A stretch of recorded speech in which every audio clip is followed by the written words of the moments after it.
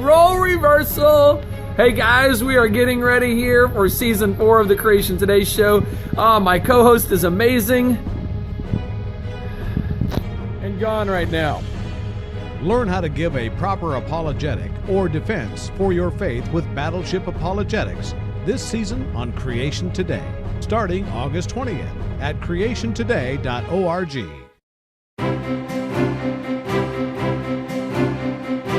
I'm Eric Hovens with Creation Today, and I get the privilege of sitting down with Garry and Melissa from Love and Truth Network. And I just want to let you know that this show, this portion of this show, I would probably recommend for kids that are 10 years and older. We're going to be talking about some sensitive subject matter. And then parents, after you've viewed this, I would encourage you to talk to your children all the way down to kindergarten level, because they are being indoctrinated with the subject matter that we're going to address today. But with that little caveat, Garry and Melissa, thank you guys for joining me here today. I certainly appreciate it. Thanks for having us. Yeah, now, you guys are from Love and Truth Network. Tell me a little bit about what you guys do. Well, I have pastored for about 12 years in a church in upstate New York, and out of that, felt like God was leading me because of my own sexual brokenness and years in homosexuality, and seeing a lot of ways in which the church didn't effectively deal with relational and sexual brokenness, really inviting people out of shame and out of hiding, out of living double lives within the church. I felt like we need to do more as the primary method through which God is reaching the world as the church. And so our ministry is about going out and equipping Christian leaders on how to create safe and transformational environments. How is the church doing in dealing with all the sexual brokenness? And that goes from everything from pornography to homosexuality and all kinds of other deviants in between. How are we handling that? How is the church handling that? How do you think we're doing? Well, honestly, the church has missed the mark in a lot of ways, where Christians have often felt condemned. They've felt that they're alone, they're isolated, and there's really no one to turn to. And they've heard the truth of the Bible, which clearly condemns sexual sin, along with lots of other sins. But there hasn't been a message of hope, and the hope of the gospel, which is that Jesus is in the business of changing lives and transforming lives. And so we're really trying to help the majority of Christians that are dealing with some form of sexual or relational brokenness, and we're trying to help equip Christian leaders in how to help those people. So we're hopeful. I mean, Amen.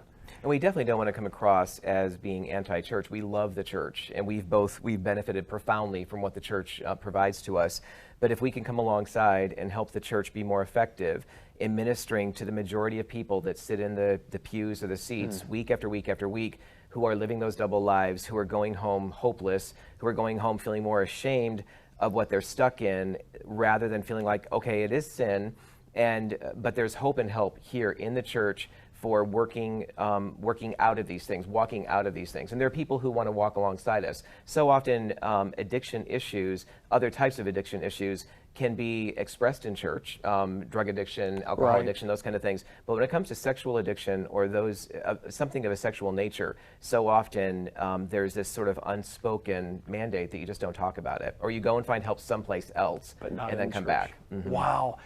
Okay, you guys have a powerful, powerful testimony, both of you coming out of sexual brokenness. I want to save that topic and let you share that for the extended interview that I want to do with you guys. But tell us some of when you guys want to train churches, you want to train individuals to lead and become leaders in this area. What are some of the things you share with them that really help them see this in the right perspective? What are some of the issues that you talk about with the leaders and with the people in the church? Well, I'd say the first way that we approach each situation, each church or parachurch organization or Christian educational institution, we approach each situation in their context. We can't come in with a template and say this is what needs to happen. We have to come in, whether it's an urban setting or a rural setting, depending on the size of the church, the demographics of the church. Every place has its own story. And some churches have experienced profound sexual abuse that's happened. Maybe a pastor has abused, or somebody within the church, a leader within the church, has abused either children or other people. And so that creates its own dynamic. So we first of all want to come in and have a conversation with the pastors, the leadership team, but we've done everything from, we love doing retreats together for Christian leaders, for youth leaders, for church as a whole. We also have developed a number of conferences that we've done regionally and have been a part of some national ministries and the conferences that they've done. So everything from preaching to sharing our own testimonies to sitting down and really hashing through the issues with the leaders, and always having, honestly, an understanding that many leaders are struggling with their own sexual brokenness, their own relational brokenness, and where do they go to find help and support. And so we always want to have another track where we're establishing trust with them so that they can have an avenue through which to share,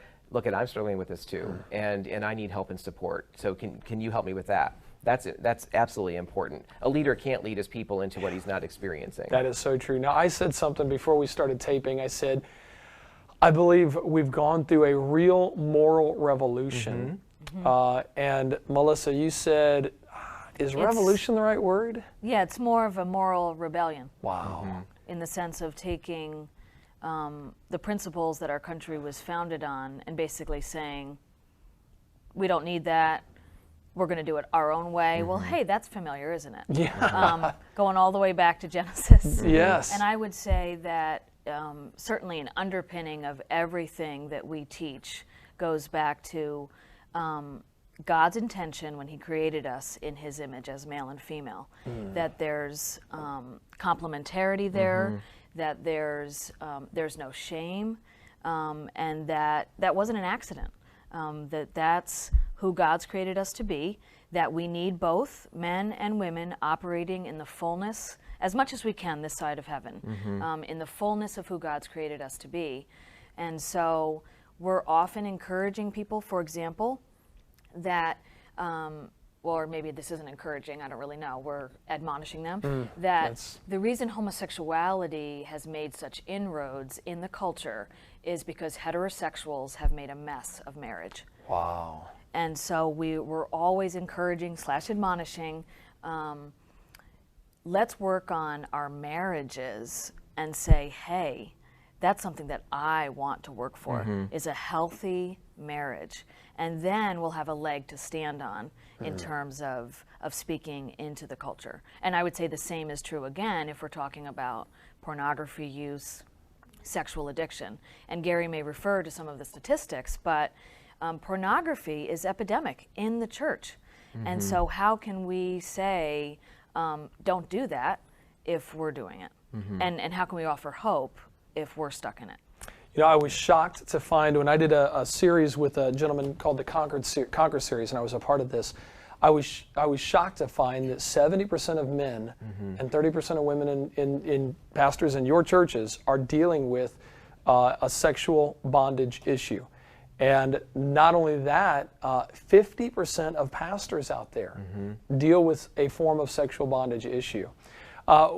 Well, man, you've got to check out what Garry and Melissa do, and you've got to check out their testimony. You can check them out at loveandtruthnetwork.com and get lots more information, hear their stories there. Or if you want, you guys can stick around. I want to do an extended interview because their testimony is so powerful. If you are struggling with a sexual addiction or a sexual bondage issue, you've got to hear their testimony. So go to creationtoday.org and do a search for their name or Love and Truth Network. And I want to show you, I want them to tell you what God has done in their life and how God has set them free.